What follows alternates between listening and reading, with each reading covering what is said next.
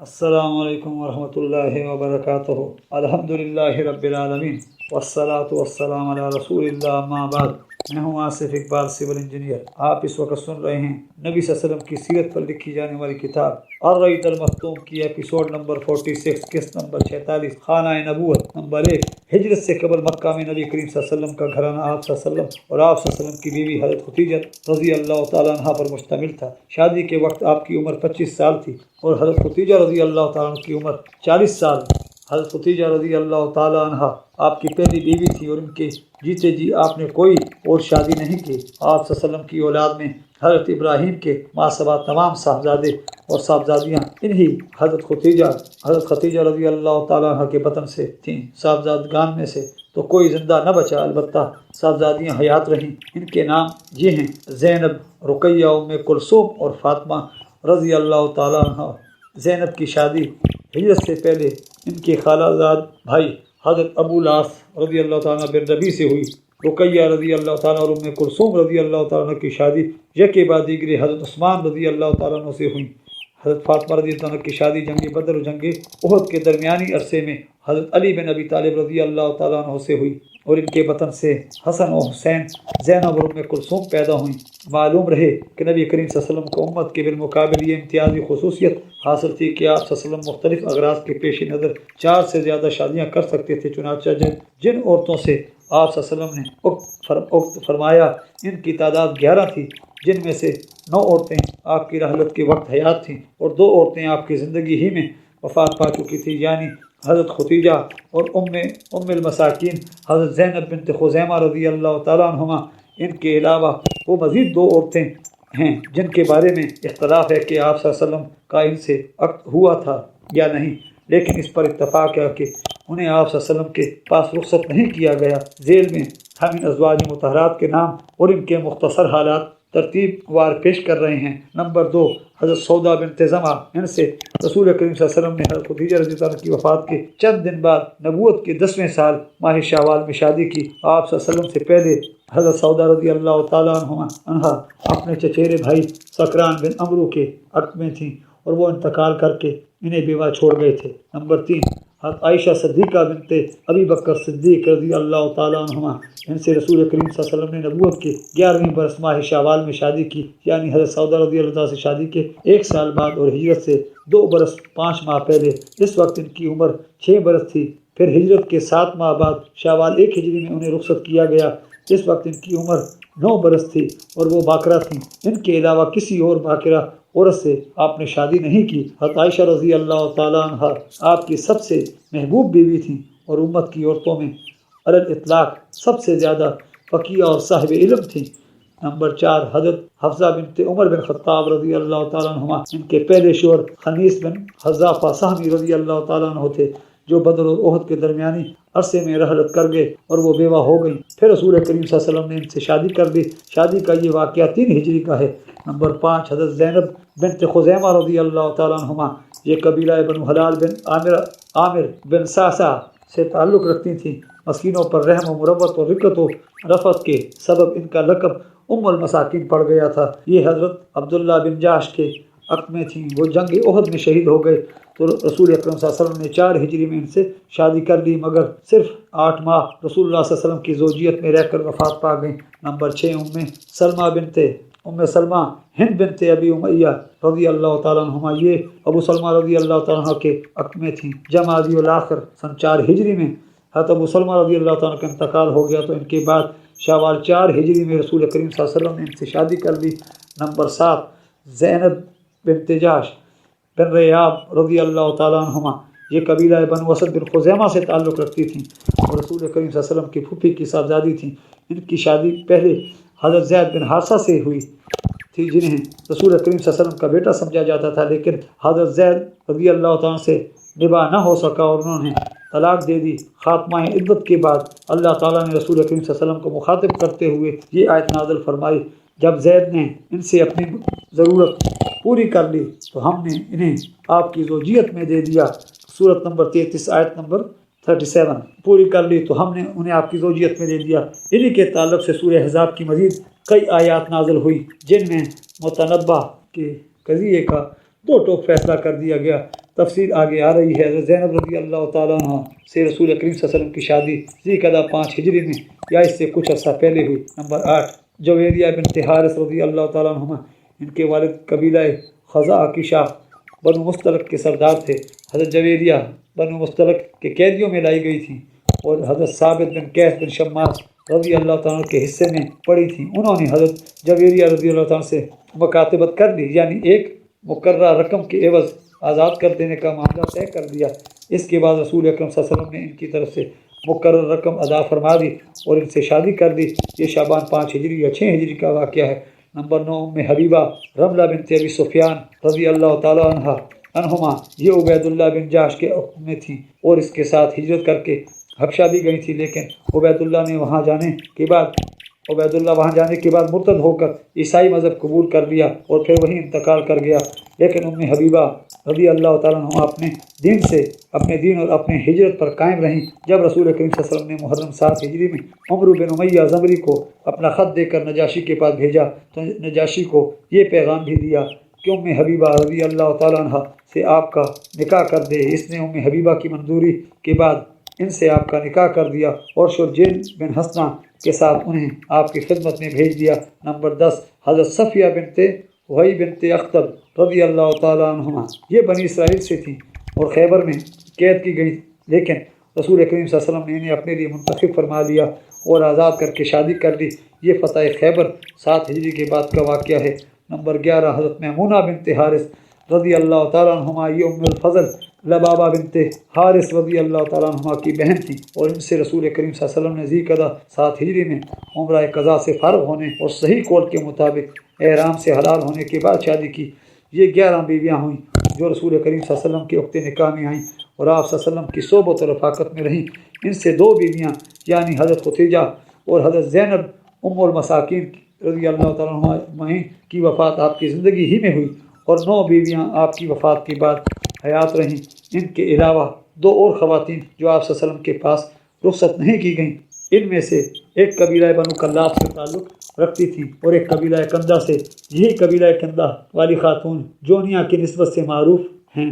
ان کا آپ سے عقد ہوا یا نہیں اور ان کا نام و نسب کیا تھا، اس بارے میں اہل سیر کے درمیان بڑے اختلافات ہیں جن کی تفصیل کی ہم کوئی ضرورت محسوس نہیں کرتے۔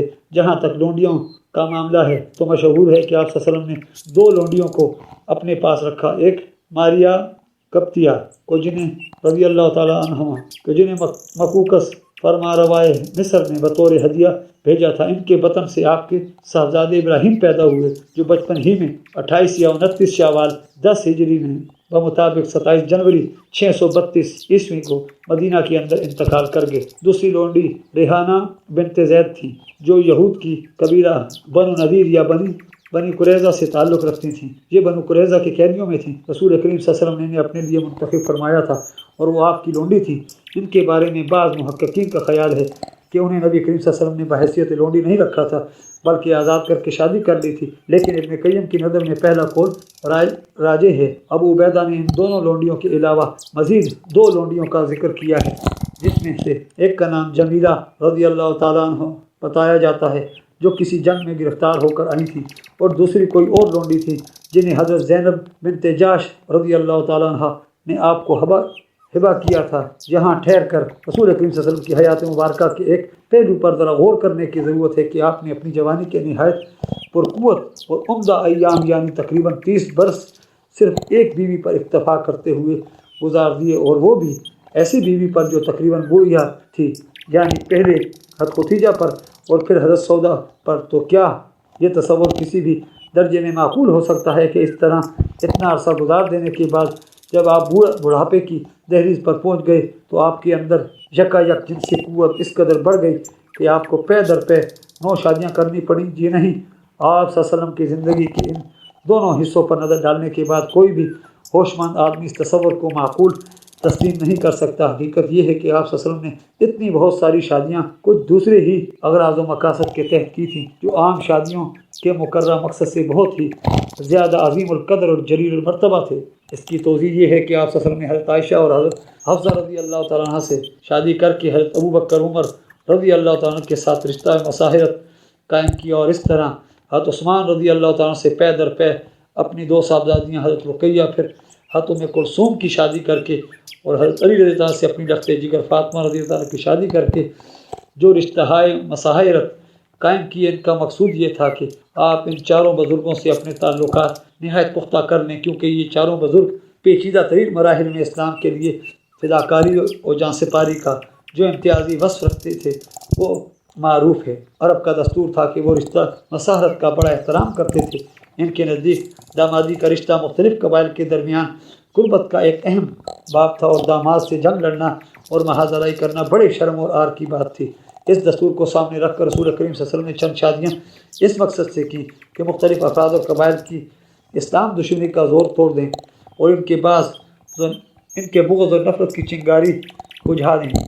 چنانچہ حضرت ام سلمہ رضی اللہ تعالیٰ قبیلہ بنو مخزوم سے تعلق رکھتی تھی، جو ابو جہل اور خالد بن ولید کا قبیلہ تھا۔ جب نبی کریم صلی اللہ علیہ وسلم نے ان سے شادی کر لی تو خالد بن ولید میں وہ سختی نہ رہی جس کا وہ مظاہرہ احد میں کر چکے تھے، بلکہ تھوڑے ہی عرصہ بعد انہوں نے اپنی مرضی، خوشی اور خواہش سے اسلام قبول کر لیا۔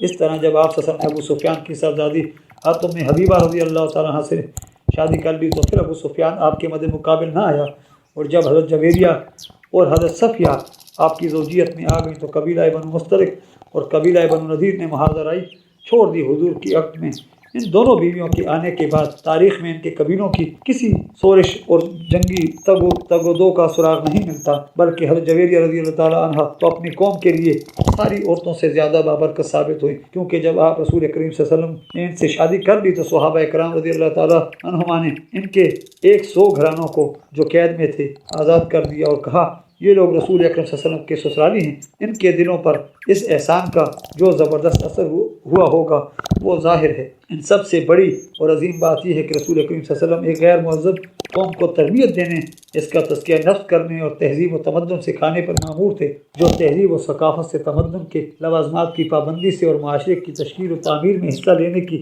ذمہ داریوں سے بالکل نہ آشنا تھی، اور اسلامی معاشرے کی تشکیل جن اصولوں کی بنیاد پر کرنی تھی ان میں مردوں اور عورتوں کے اختلاط کی گنجائش نہ تھی، لہذا عدم اختلاط کی اس اصول کی پابندی کرتے ہوئے عورتوں کی براہ راست تربیت نہیں کی جا سکتی تھی، حالانکہ ان کی تعلیم و تربیت کی ضرورت مردوں سے کچھ کم اہم اور ضروری نہ تھی بلکہ کچھ زیادہ ہی ضروری تھی۔ اس لیے نبی کریم صلی اللہ علیہ وسلم کے پاس صرف یہی ایک سبیل رہ گئی تھی کہ آپ صلی اللہ علیہ وسلم مختلف عمر اور لیاقت کی اتنی عورتوں کو منتخب فرما دیں جو اس مقصد کے لیے کافی ہوں، پھر آپ نے انہیں تعلیم و تربیت دی، ان کا تزکیہ نفس فرما دیں، انہیں احکام و شریعت سکھلا دیں اور اسلامی تہذیب و ثقافت سے اس طرح آراستہ کر دیں کہ وہ دیہاتی اور شہری، بوڑھی اور جوان ہر طرح کی عورتوں کی تربیت کر سکیں اور انہیں مسائل شریعت سکھا سکیں اور اس طرح عورتوں میں تبلیغ کی مہم کے لیے کافی ہو سکے۔ چنانچہ ہم دیکھتے ہیں کہ نبی کریم صلی اللہ علیہ وسلم کی خانگی حالات کو امت تک پہنچانے کا صحرا زیادہ تر امہات المومنین ہی کے سر ہے۔ ان میں بھی بالخصوص وہ امہات المومنین جنہوں نے طویل عمر پائی،